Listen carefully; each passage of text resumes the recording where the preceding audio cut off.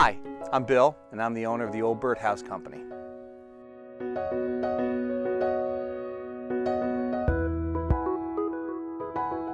What got me started is that I had always had a passion for nature, for birding.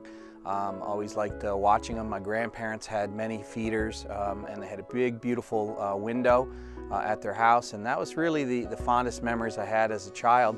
And growing up, I was always handy, did a lot of woodworking, and I kind of combined the two as far as being able to enjoy birds and also build beautiful birdhouses for them.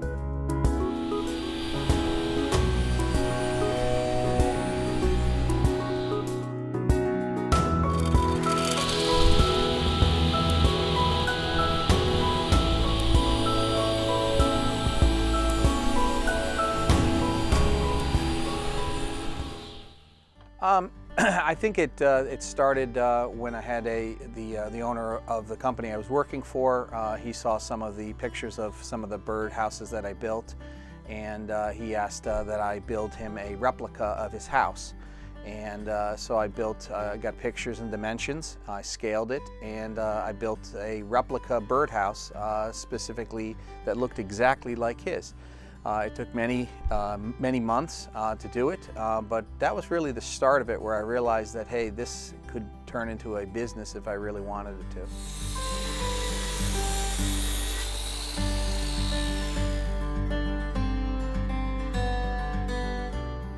My most popular birdhouse is probably a combination of the schoolhouse, the flying nun, and the one that I cannot keep on the shelves is the old antique ones. As soon as I make them, I put them up on the website, and they're absolutely gone.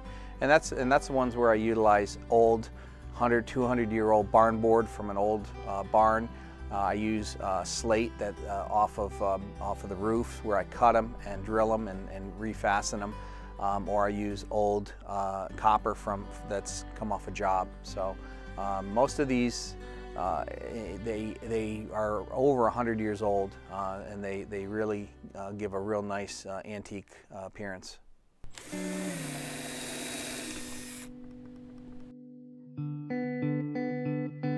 Well, I think that the more you're creative and you can come up with unique and different designs, I think the one thing that you have to look at is what species are you trying to attract? Each species has a different size nesting cavity, and then also the entrance, the whole entrance. So you really need to look at that, design your boxes and your nesting boxes with the proper nest size, the proper hole dimension, and also use the proper wood. You don't want to use certain types of plywood that can disintegrate pretty quick. You don't want to use a thin wall type of wood, that MDF or anything like that. You really want to use a 3/4 inch pine type, pine boarding, which seems to last a lot longer.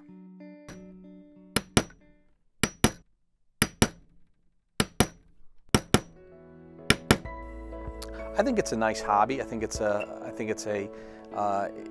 definitely something that relaxes. That relaxes me. I think it's something that you think about the birds that are going to be living in these spaces for the next 20, 30 years, and it's nice to think about that.